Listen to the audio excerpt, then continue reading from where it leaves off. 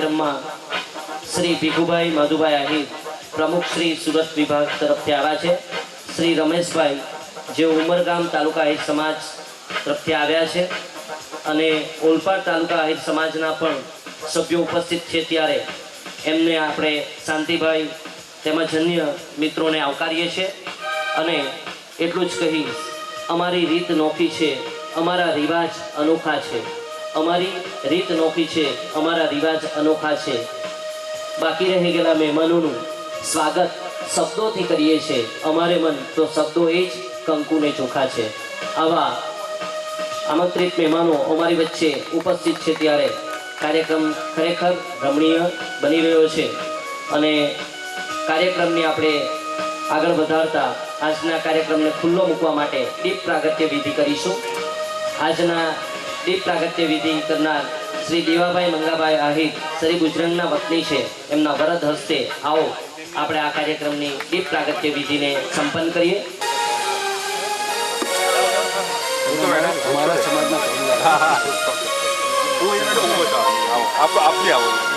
મિત્રો, ખૂબ સરસ આજે આ કાર્યક્રમ સંપન્ન થઈ રહ્યો છે, ત્યારે આપણે સૌ દીપ પ્રાગટ્ય વિધિ કરીએ. શુભમ કરોતિ કલ્યાણમ આરોગ્ય ધન સંપદમ શત્રુ બુદ્ધિ વિનાશાય દીપ જ્યોતિ નમોસ્તુતે દીપ જ્યોતિ નમોસ્તુતે. આપણે ફરી એક વખત આ દીપ પ્રાગટ્યની વિધિ જોરદાર તાળીઓથી વધાવીએ. દીપ એક શ્રદ્ધાનો પ્રગટાવીશું, દીપ એક શ્રદ્ધાનો પ્રગટાવીશું, શુભ સંકલ્પને પુરુષાર્થથી દીપાવીશું, ફળની ચિંતા વિના કર્મને ઉજાડીશું. એવા નેક ભાવ સાથે આજના આ કાર્યક્રમને ખુલ્લો મૂકવામાં આવ્યો છે.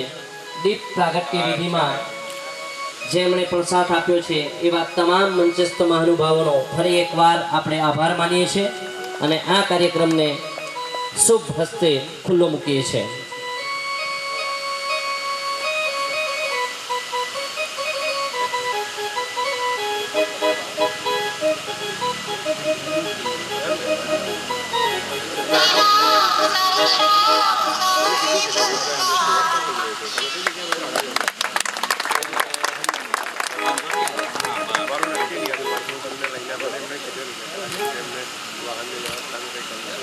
બિપિનભાઈ છનાભાઈ આહિરને પુષ્પગુચ્છ અર્પી એમનું ભાવભીનું સ્વાગત કરે. આપણે સૌ તાળીઓથી વધાવીએ.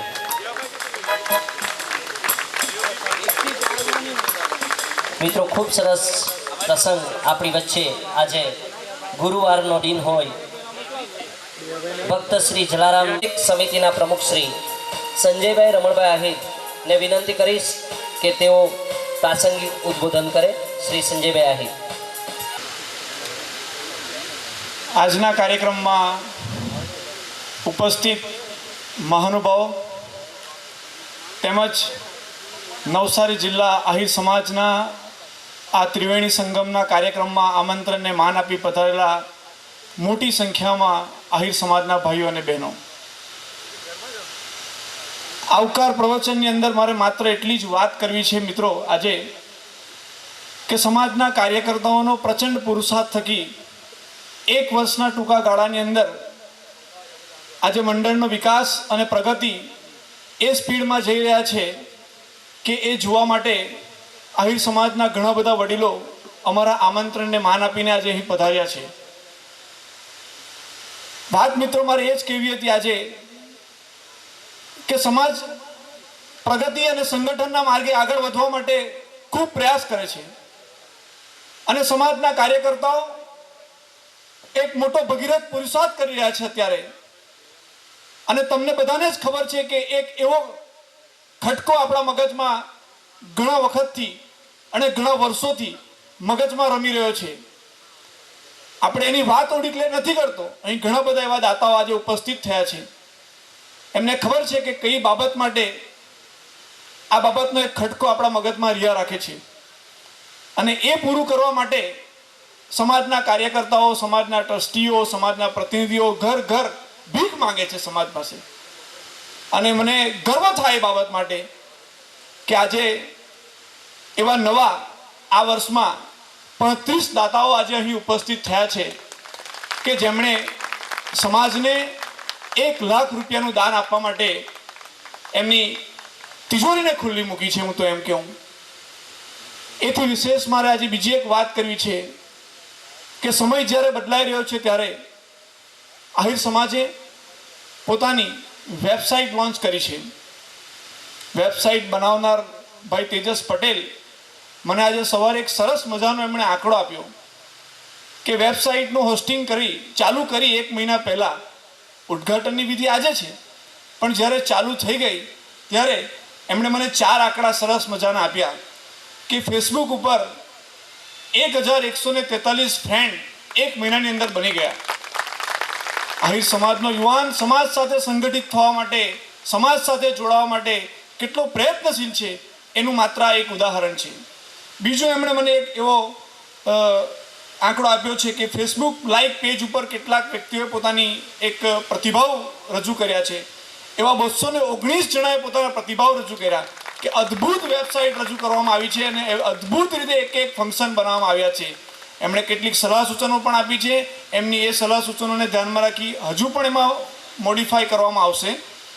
બીજું એમણે મને એક એ પ્રકારનો આંકડો આપ્યો છે આજે કે વેબસાઇટ જોનારાની સંખ્યા કરીબ 1000 લોકો સુધી વેબસાઇટ જોવાનું કામ કરી લીધું છે. જે લોકોએ 966 વ્યક્તિઓએ આજની તારીખ સુધી, આજના સમય સુધીમાં વેબસાઇટને ઓપન કરી છે અને જોઈ લીધી છે.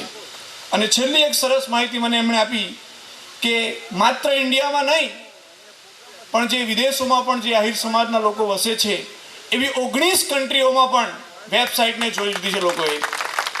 આજે એક એની ભાગરૂપે આપણે આમંત્રણને માન આપી અને ગોવિંદભાઈ સુરજનભાઈ આહિર, જેમણે દક્ષિણ ગુજરાત આહિર સમાજની પરિચય પુસ્તિકા બહાર પાડી, 10 વર્ષ સુધીનો ભગીરથ પ્રયાસ એ માણસે કર્યો.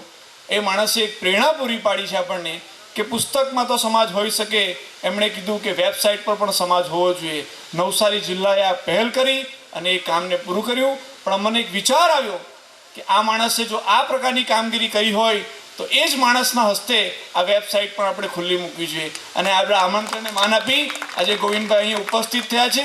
એમનો પણ આ પ્રસંગે હું શાબ્દિક આવકાર કરું છું. અને બીજી મારી છેલ્લી વાત છે હવે કે નવદંપતિ સન્માન સમારંભ, ને થોડું નામ બદલીને અમે નવો શબ્દ આપ્યો નવદંપતિ સ્નેહ મિલન સમારંભ. અને ત્રીજો આપણે વાર્ષિક સાધારણ સભા તો પછી લેવાના છે, પણ આ કાર્યક્રમને ધ્યાનમાં રાખીને આજે આપણી સમક્ષ ડૉક્ટર રઈસ મણિયાર ઉપસ્થિત થયા. એમની સાથે અમારી એક 10-15 મિનિટની થોડી નાની સરખી મુલાકાત થઈ અને એમણે સમાજને થોડો અમે નાનો ચિતાર એમને આપ્યો. અને એમણે અમને કીધું કે બધો મને આઈડિયા આવી ગયો છે સંજયભાઈ, હવે હું કંઈક નવી વાત કરીશ એમની સાથે.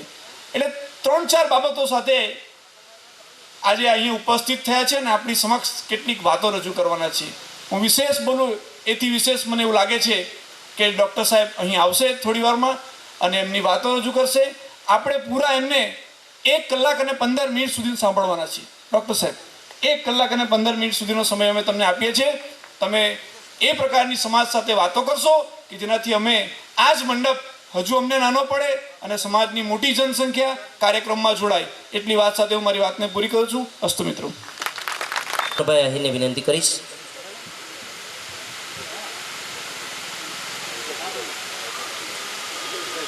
હવે આજના કાર્યક્રમના આપણા મુખ્ય વક્તા ડૉક્ટર રમેશભાઈ મણિયાર સાહેબનો ટૂંકમાં પરિચય શ્રી દીપકભાઈ આહિર આપશે. શ્રી દીપકભાઈ. નમસ્કાર. શ્રી નવસારી જિલ્લા આહિર સમાજ આયોજિત આજના આ ત્રિવેણી કાર્યક્રમમાં ઉપસ્થિત સર્વે જ્ઞાતિજનો, વરિષ્ઠ નાગરિકો, ભાઈઓ તથા બહેનો,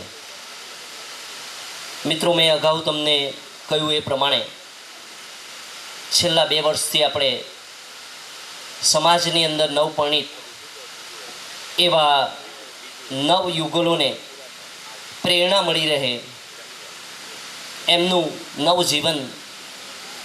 જીવનસાથી સાથે ખૂબ જ સુંદરમય બની રહે એવા પ્રયત્ન સમાજ તરફથી થઈ રહ્યો છે. ત્યારે આપની વચ્ચે આજે જે મુખ્ય વક્તા તરીકે ઉપસ્થિત છે એવા જાણીતા કવિ, ગઝલકાર અને હાસ્યલેખક તેમજ બાળ મનોવિજ્ઞાનના અભ્યાસી એવા ડૉક્ટર રઈસ મણિયાર સાહેબ ઉપસ્થિત છે.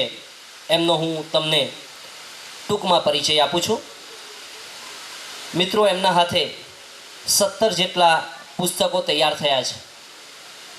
આનંદને ગૌરવની વાત તો એ છે કે એમણે કૈફી આઝમી, જાવેદ અખ્તર, સાહિર અને ગુલઝારના કાવ્ય સંગ્રહનો આપણી માતૃભાષા એવી ગુજરાતીમાં અનુવાદ કર્યો છે. આપણા સૌ માટે આનંદ અને ગૌરવની વાત છે. કેવી રીતે જઈશના ગીતો અને તેમજ આપ સૌએ જે ફિલ્મ નિહાળી છે, થોડા જ સમય પહેલાં રિલીઝ થઈ હતી, લોકમુખે એની ખૂબ પ્રશંસા થઈ છે. લોકગીતમાં જેમની બોલબાલા થઈ છે, આપણા ગુજરાતી ડાયરેક્ટર જેમણે નિર્દેશન કર્યું છે એવી રામલીલા ફિલ્મ આપ સૌને પરિચિત થશો. એમાં એક ગીત આપણા ડૉક્ટર રઈસ મણિયાર સાહેબનું હતું. એ પણ આપણા સૌ માટે આનંદની વાત છે. જેમણે જાવેદ અને ગુલઝાર સાહેબ સાથે પણ સ્ટેજ શેર કર્યા છે. કાર્યક્રમોના સફળ સંચાલક તરીકે આપ સૌ જેમને ઘણી વખત ટેલિવિઝન ઉપર નિહાળી ચૂક્યા છો. શ્રેષ્ઠ ગઝલકાર તરીકે સઈદા એવોર્ડ જે આપવામાં આવે છે એ એમને મળી ચૂક્યો છે. શ્રેષ્ઠ સફળ નાટ્યલેખક તરીકે જેમની ખ્યાતિ છે, જેમાંના 2 નાટકોને ચિત્રલેખા સ્પર્ધામાં 9 જેટલા ઇનામો પ્રાપ્ત થયા છે, એવું મોટું નામ એટલે ડૉક્ટર રઈસ મણિયાર. દેશ વિદેશમાં જ અનેક વખત વન મેન શો કરનાર,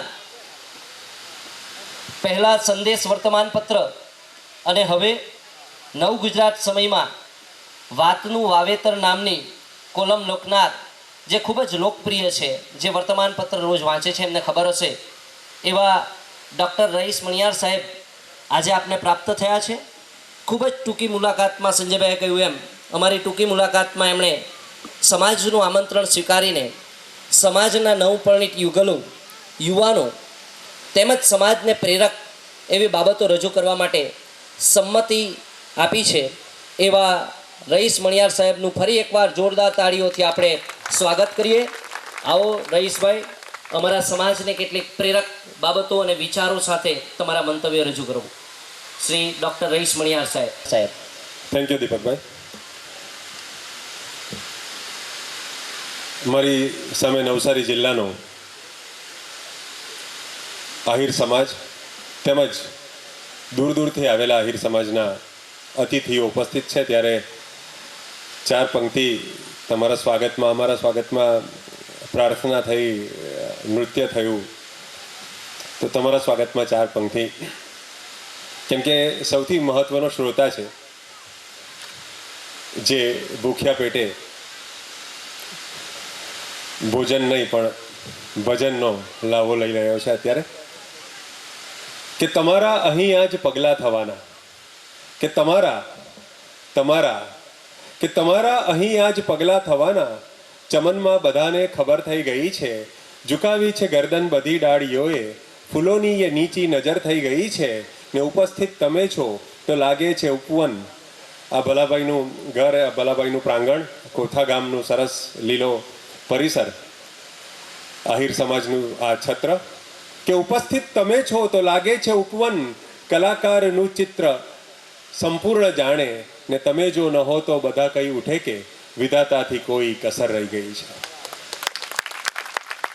પણ આજે કોઈ કસર નથી. જે ઉત્સાહ, જે ઉમળકાથી, મને એમ હતું કે ચાલુ દિવસ છે, વર્કિંગ ડે છે, બપોરનો સમય છે અને સામે ખાલી ખુરશીઓ હશે, પણ હું ખોટો પડ્યો છું અને તમારી જે હાજરી છે એ હાજરી જોઈને દિલમાં ખૂબ આનંદ થાય છે. દીપકભાઈ અને સંજયભાઈએ જેમ વાત કરી તેમ મિત્રો, હું સુરતથી આજે અહીંયા આવ્યો છું અને નવદંપતીઓને શુભેચ્છા પાઠવવા, વડીલોને શુભેચ્છા પાઠવવા માટે અહીંયા આવ્યો છું. પણ મને શુભેચ્છા પાઠવતા ડર લાગે છે કેમ કે સુરતનો છું હું વતની, કે સુરતનો છું હું વતની એટલે આ આડ લાગે છે. આડ એટલે આરોપ, એલિગેશન. સુરતનો છું હું વતની એટલે આ આડ લાગે છે.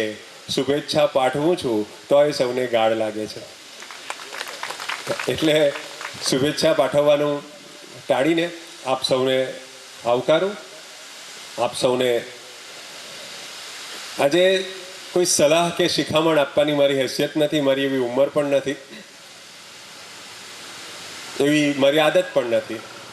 પણ ભાઈએ કહ્યું તેમ હું ડૉક્ટર છું અને સાહિત્યકાર છું, એટલે પાછા મનોવિજ્ઞાન એ મારો વિષય છે.